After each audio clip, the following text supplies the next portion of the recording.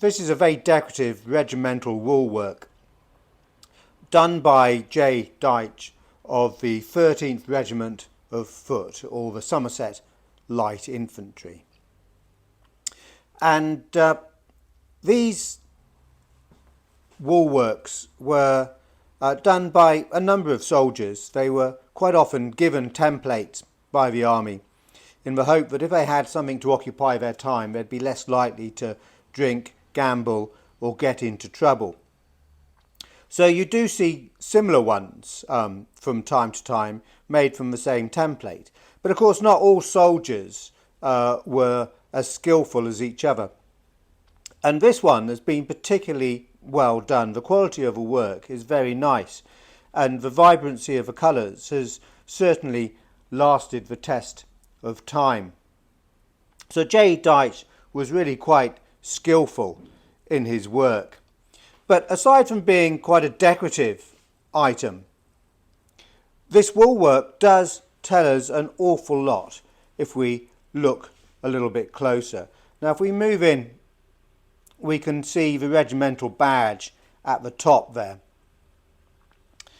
And you can see, hopefully, just in there you've got a number 13 over the bugle. Well, above that you've also got a mural crown, and that was awarded to the regiment for their defence of Jalalabad, which is in the scroll above the crown, during the first Afghan war in 1841 to 1842. Now if we come back to that number 13, that's quite important because that helps us confirm the date of this woolwork. After the Childers reforms, the regiment's name changed to Prince Albert's Light Infantry, and that was on the 1st of July 1881. So after this date you wouldn't see a 13 there, you'd see a PA instead. We've also got the Sphinx below on a column, and the Sphinx was awarded to the regiment for their action against the French at Alexandria in 1801 during the Napoleonic Wars.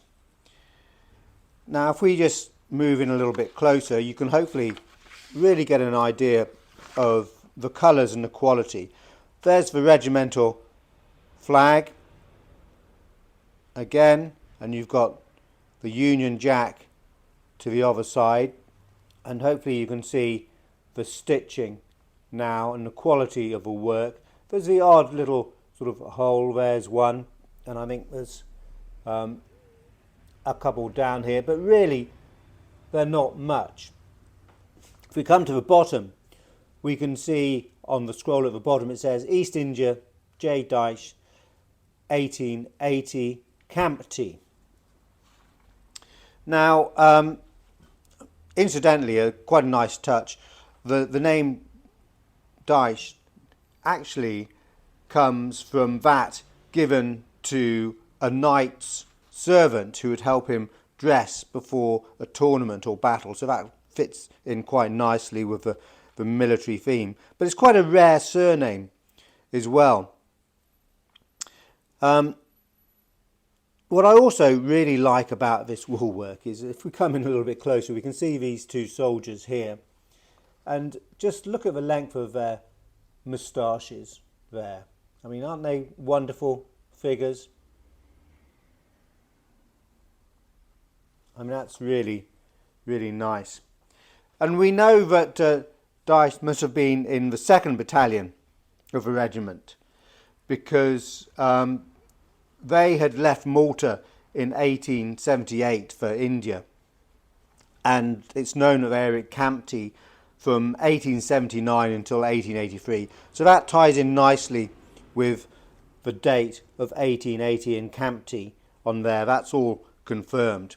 It can't be the 1st Battalion because they'd been fighting in the Zulu Wars and returned to England in 1879 after that. So